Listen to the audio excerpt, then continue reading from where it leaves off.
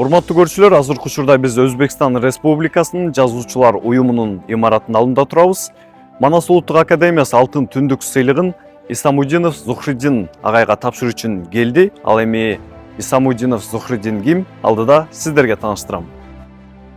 Филология илимдеринин кандидаты, Өзбекстандын эмгек сиңирген маданият ишмери, эл аралык Чыңгыз Айтматов академиясынын мүчөсү, Өзбекстан Кыргызстан достук коомунун төрагасы Исамудинов Зухриддин Низамутдинович Бексултан Жакиев иштеп чыккан Манас кыргыздын баатырдык эпосту аттуу Манас эпосунун бириктирилген вариантын өзбек тилине которгон.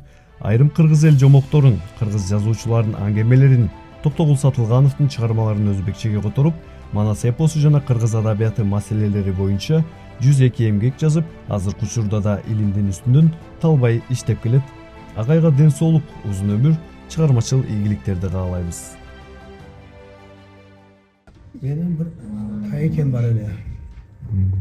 Al kişi diykan adam, darbe zekip, şunu yapalım. Bizden üye gelip aytıp kaldı. Ben Manas degeni okudum. Abdan sonra narsa eken deyip ayttı. Al okuyan adam emez. Mektepli bitirgen 8 klas.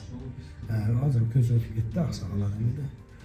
Manas'ta şu darbe zekip жүрген talada Mirtemir'den kotormasında okuttur. İçindeki bo'lgan voqealarni aytib berdi. Men abdan qiziqib qoldim. Al kitobni men qayra o'zim o'qib chiqsam bersangiz dedim. Al kitob menda hozirgacha turadi. 65-yilda o'sha Mirtemir ko'tarmasida Toshkentda chiqqan kitob. Meni uyimda hozirgi meni qo'limga tushgan kitoblardan birinchisi bo'lsa kerak. Keyin men qiziqib qoldim. O'qigandan keyin albatta Mirtemir ulug' aql. Bizda Özbek edebiyatının şu 1000 yıllık tarihi olsa Mirtemir'e çeyin, al kişi çeyin, hiç kim buradayım köp otoban emez. En ulu ırçı otobançı. Şu kızıktırıp kaldı. Keyin diplom işi yazdım. Şu yerde. Keyin bana aytıştı, siz Toshkentda qolasınız. İlmi iş qilmasangiz bo'lmaydi. Ben ilmi ishga başladım. Şu Manas ko'tarmasi bo'yicha ilmi ishni o'qidim. Va aytganimdek, Raisa Qidirbayeva deb sizlarda akademik apa bor. Hal kishi rahmatlik bana kelib apani bo'lib berdi. Bo'lmasa kandidatlik ishi qanday? Yani o'zi shunday bo'ldi. Ondan keyin kitob olib chiqardik. Keldi işte. Biroq Mirtemirni ko'tarmasi abdan so'ng yaxshi bo'lgani bilan Manasda bir 8dan birida bu 4 tomlik kitobda jarmini ko'targan, bir tomini jarmini ko'targan. Shundaydan men endi boshqa bir variant bo'lsa, Manasda umr bayoni boshdan oxirigacha bo'lsa, shu Beksulton Jakiyev tayyorlagan variantni menga sunish qilishdi. Shuni ko'tarib qo'ysangiz deb. Ben Bishkekka bordim. Gezda sizlarda o'sha yerda pul teginmagan aqlim bor. Kishi bilan jardam bilan Beksulton Jakiyev ag'ay bilan ko'rishdik. Birga choy ichib o'tirdik. Hal kishi kitobini ham berib berdi. Keyin men ko'tarishni boshladim. Abdan qiziqib o'tirdim. Endi hal kishi bir dramaturg bir aql emas, ilm ko'zda odam ekan, ilmiy jihatdan da to'g'ri. Shu Manasli tekst bilan janglashibdi. O'shani ko'tardim. Chiqdi. 14-yilda, birinchi yili kichkina azroq tirajma bosdi. Endi bu hal kezdagi prezident Almaz Atambayevga belak qilib berish uchun O'zbekda birinchi yo'l chiqdi. Ana 2 yildan keyin cho'ng tiraj bilan chiqdi. Endi hozirgacha qayerda bosilib kelyapti. Yaqinda o'qidim. Endi O'zbekistonda dag'i xayri jarm tirajini Kirill tamg'asida tirajning boshqa qismini latinitsada bosamiz deb o'sha qaror qilishibdi. Endi shu izlanib kelim. Endi bu Manas bo'yicha aytsam, endi bir o'qimoqchi odamlar aytadi, Manas'ın tübü Altay'da deb. Men Altay elinden alıp Manas degan alardan eposunu topdim. Biroq ayvay kichik ekan. Nikolay Ulagashev degan bir adamning varianti 5000 sapir ekan. 5000 sapir biroq anda Manasdagi o'qiyalar da bor. Bizning Alpamishdagi o'qiyalar da bor. Alp Manas degani bir jag'i Manas bo'lib ketgan, bir jag'i Alpamish bo'lib ketgan degan bir fikrlar bor-da. O'risda o'qigan kitoblarda Berkov degan bir professorda yozgan o'shunday. Men ashunda endi shu kunlarda o'shuni ko'tarib qo'ysam, bir triada paydo bo'ladi. Alp Manas, Manas Alpamish bo'lib qoladi. Endi bu meni ko'tarmamning yo'li qanday? Men ko'rkam adabiyot deydi-ku, ko'rkam ko'tarma emas. Maqsadim ko'rkam ko'tarma bo'lish emas. Mana endi qanday? Ko'rkam bo'lsa qanday bo'ladi?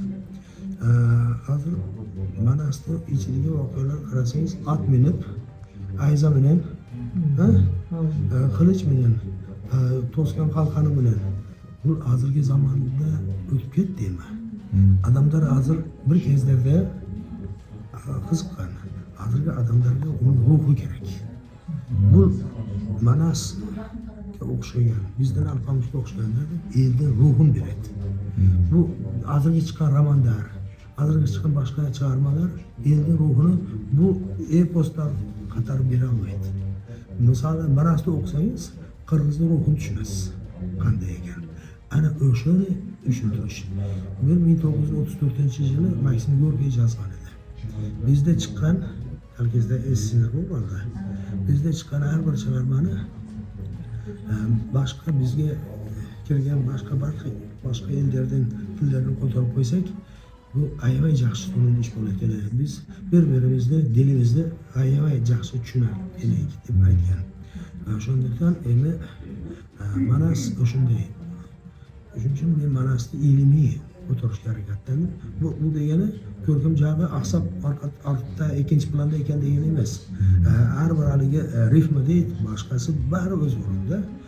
Men o'shunga harakatlandim. Bir sapni qisqartirmay, bir sap o'rnini boshqa joyga olib qo'ymay, o'yin qanday bo'ldi? Misol qirg'iz tilini bilmagan o'zbek bola Manasni o'qisa, Manas bo'yicha bir ilmiy ish yozish mumkin.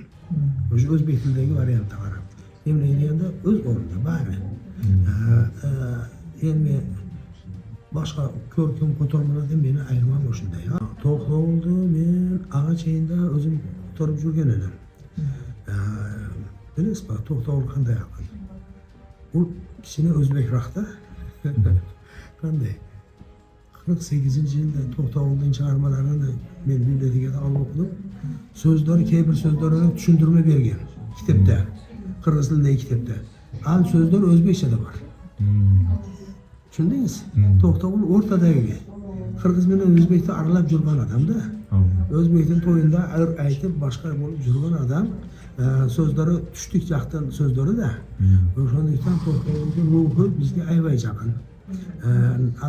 San'at nasihat irlari bor. Men turib yurgan edim. Keyin bir qancha ko'tarmalar chiqdi. Undan keyin Yuldura Jumaqulova degan professor ayol bor sizlarda. Ayol menga qayrildi, shuni siz ko'tarsangiz bo'ladi. Bo'lib turdi, ko'tardim. To'xtovulning chiqarmalarigina emas, har bir chiqarmaning qanday dunyoga keldi, qanday bir sharoitda o'sha chiqarma jaralib qoldi. O'shalarni tushuntirma berib, boshqa berib, To'xtovul bo'yicha bir kichik ensiklopediya desa bo'ladi-da. O'shani irlari bilan qo'shib, o'sha ilmiy chiqarmani qo'shib chiqardim. U 14-yili nimada bosildi? Turkiyada bosildi. Eskishehir degan bir shahar bor ekan. Shaharda bosildi. 6 ta turk tilida, o'zbekchasi meniki.